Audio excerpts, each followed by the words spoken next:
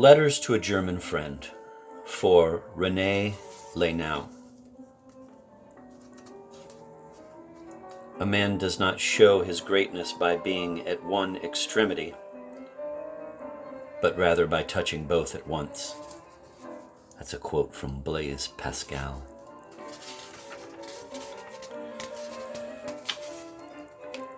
Preface for the Italian edition.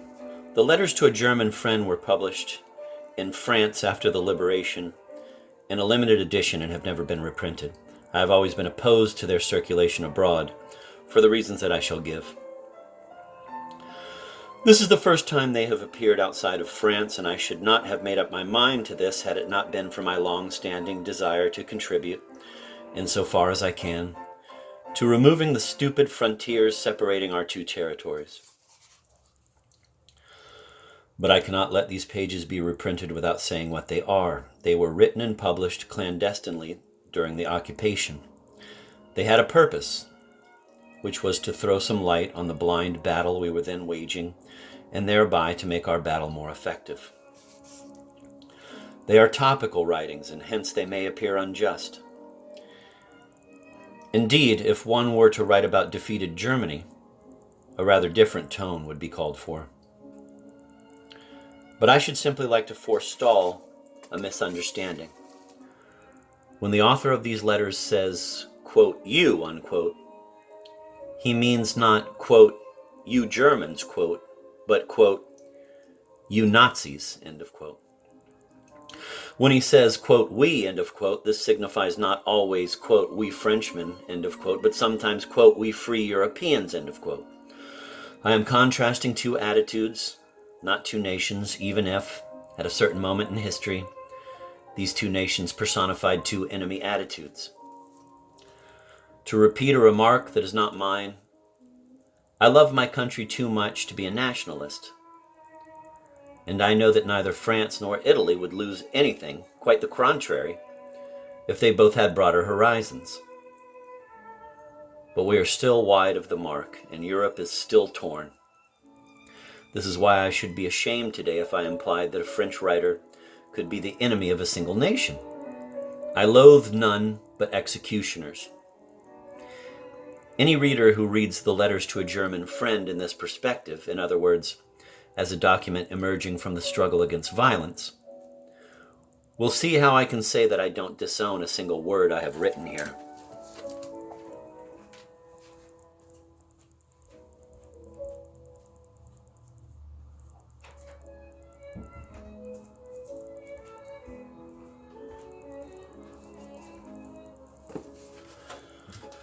First letter.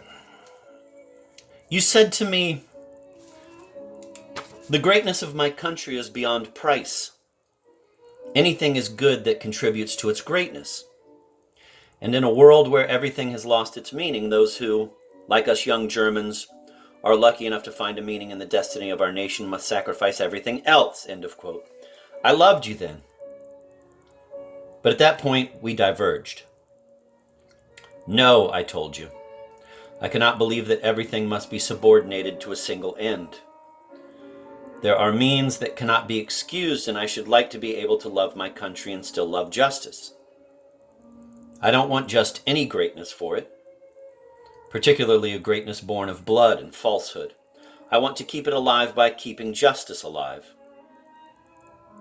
You retorted, well, you don't love your country. That was 5 years ago. We have been separated since then, and I can say that not a single day has passed during those long years, so brief, so dazzlingly swift for you, without my remembering your remark, you don't love your country. When I think of your words today, I feel a choking sensation. No, I didn't love my country, if pointing out what is unjust in what we love amounts to not loving. If insisting that what we love should measure up to the finest image we have of her amounts to not loving. That was 5 years ago.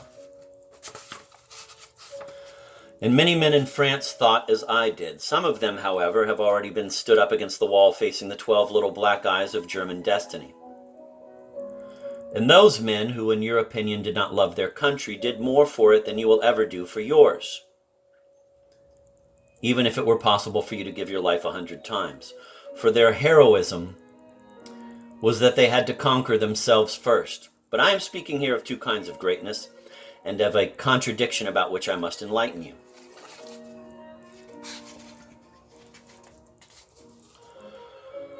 We shall meet again soon, if possible, but our friendship will be over.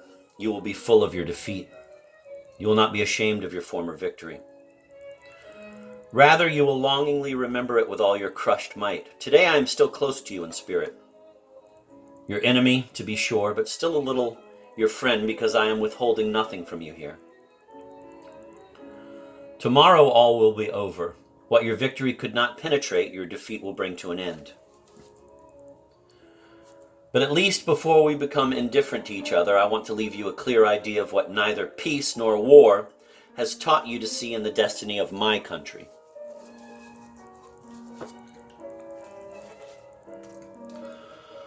I want to tell you at once what sort of greatness keeps us going, but this amounts to telling you what kind of courage we applaud, which is not your kind.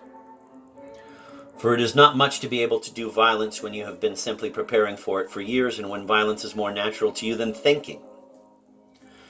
It is a great deal, on the other hand, to face torture and death when you know for a fact that hatred and violence are empty things in themselves.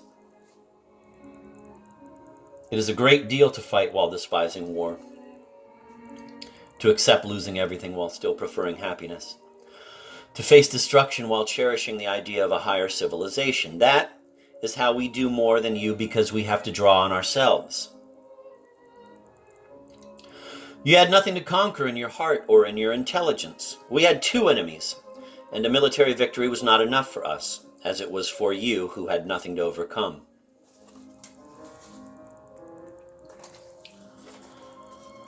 We had much to overcome, and first of all, the constant temptation to emulate you, for there is always something in us that yields to instinct, to contempt for intelligence, to the cult of efficiency.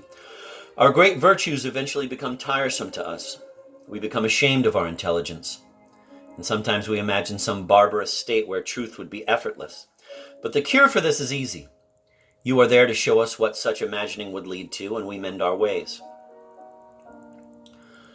If I believed in some fatalism in history, I should suppose that you are placed beside us, helots of the intelligence, as our living reproof. Then we reawaken to the mind, and we are more at ease. But we also had to overcome the suspicion we had of heroism. I know you think that heroism is alien to us. You are wrong. It's just that we profess heroism and we distrust it at the same time.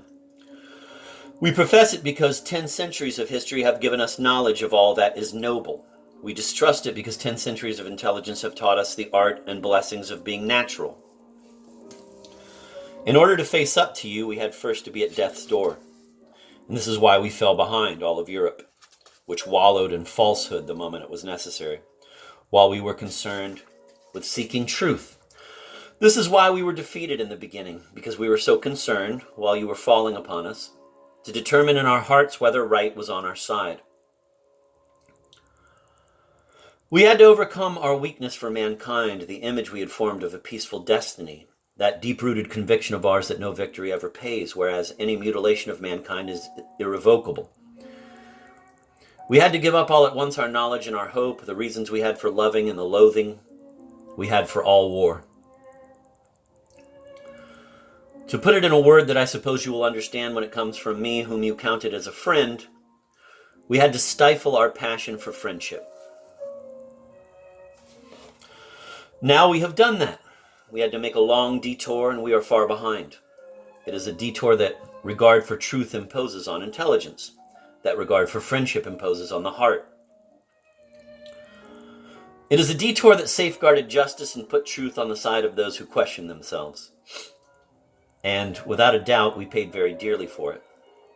We paid for it with humiliations and silences, with bitter experiences, with prison sentences, with executions at dawn, with desertions and separations, with daily pangs of hunger, with emaciated children, and above all, with humiliation of our human dignity.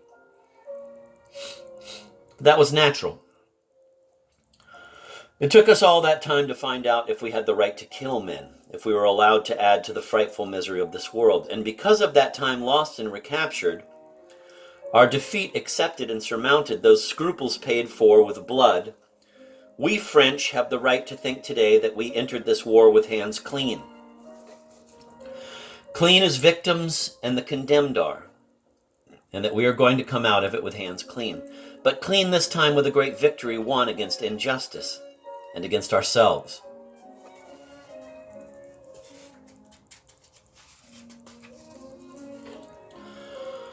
For we shall be victorious, you may be sure, but we shall be victorious thanks to that very defeat, to that long, slow progress during which we found our justification, to that suffering which, in all its injustice, taught us a lesson. It taught us the secret of any victory, and if we don't lose the secret, we shall know final victory. It taught us that, contrary to what we sometimes used to think, the Spirit is of no avail against the sword, but that the Spirit, together with the sword, will always win out over the sword alone. That is why we have now accepted the sword, after making sure that the Spirit was on our side. We had first to see people die and to run the risk of dying ourselves.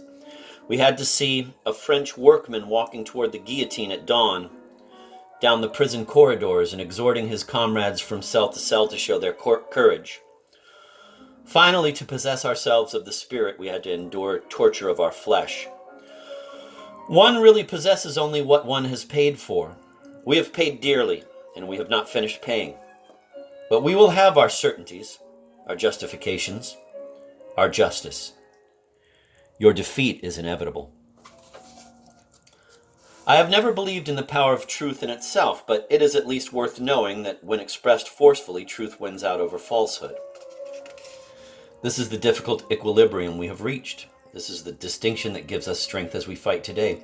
And I am tempted to tell you that it so happens that we are fighting for fine distinctions, but the kind of distinctions that are as important to man himself.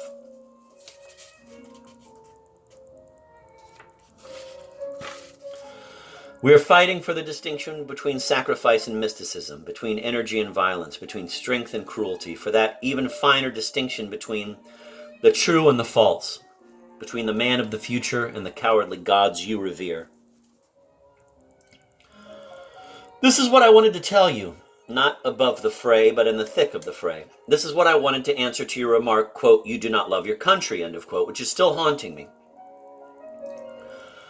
But I want to be clear with you. I believe that France lost her power and her sway for a long time to come, and that for a long time she will need a desperate patience, a vigilant revolt to recover the element of prestige necessary for any culture. But I believe she has lost all that for reasons that are pure, and this is why I have not lost hope. This is the whole meaning of my letter. The man whom you pitied 5 years ago for being so reticent about his country is the same man who wants to say to you today, and to all those of our age in Europe and throughout the world, quote, "I belong to an admirable and persevering nation which, admitting her errors and weaknesses, has not lost the idea that constitutes her whole greatness. Her people are always trying, and her leaders are sometimes trying to express that idea even more clearly. I belong to a nation which for the past 4 years has begun to relive the course of her entire history, and which is calmly and surely preparing out of the ruins to make another history and to take her chance in a game where she holds no trumps. This country is worthy of the difficult and demanding love that is mine, and I believe she is decidedly worth fighting for, since she is worthy of a higher love. And I say that your nation, on the other hand, has received from its sons only the love it deserved, which was blind. A nation is not justified by such love. That will be your undoing. And you, who were already conquered in your greatest victories, what will you be in the approaching defeat? July 1943.